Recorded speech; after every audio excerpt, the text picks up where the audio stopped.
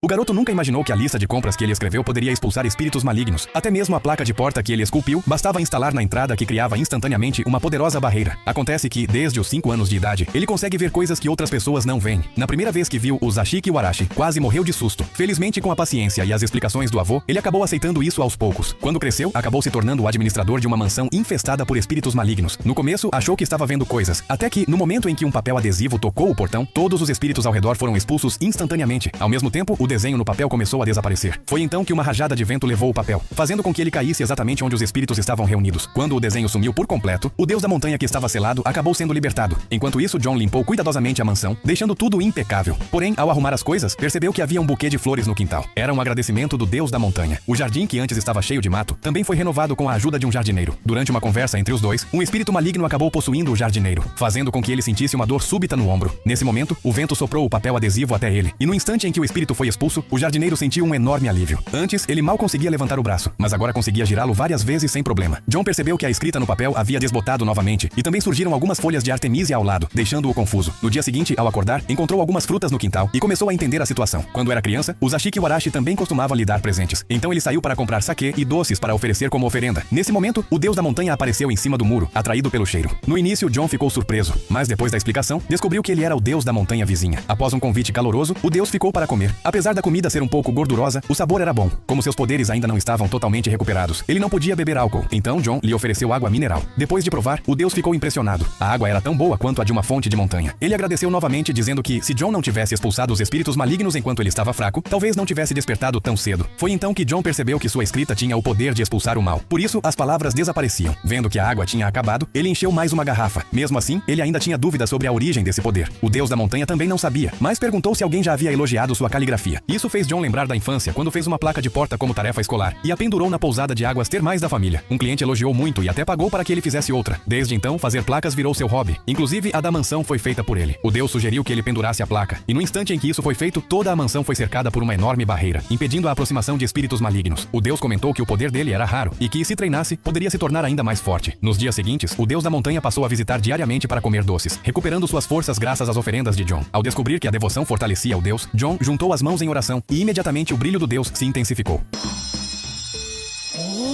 Enquanto isso, em outro lugar, dentro de uma fábrica abandonada, um Onmyoji estava realizando um exorcismo. Ele conseguiu expulsar 2 espíritos, mas seu parceiro não conseguiu conter um terceiro, muito mais forte, que escapou da fábrica. Um homem de óculos saiu correndo atrás dele pela janela. Por coincidência, John estava passando por ali. Quando o homem de óculos percebeu o perigo, o espírito foi derrotado instantaneamente diante dele. Ao se aproximar, viu John reclamando que sua lista de compras tinha desaparecido. Ele ainda não tinha comprado o último item. De forma absurda, pela descrição de John, o homem de óculos conseguiu adivinhar exatamente o que faltava e indicou onde comprar. Mesmo depois que John foi embora, ele ainda não entendeu como o espírito havia sido derrotado. Na manhã seguinte, o deus da montanha sentiu que faltava algo no quintal e decidiu usar seus poderes para reformá-lo. Quando John acordou, encontrou o jardim completamente renovado. Porém, por ter usado muita energia, o deus ficou pequeno e com aparência fofa. Nos dias seguintes, ele não apareceu, deixando John preocupado. Até que, de repente, reapareceu ainda menor e mais fofinho, acompanhado de 3 pequenas doninhas. Quando John pensou que ele tinha tido filhos, o deus explicou que eram seus familiares espirituais. Na verdade, clones criados por ele, o que fez seu corpo encolher. Encantado com as criaturinhas, John imediatamente pegou um bolo para alimentá-las.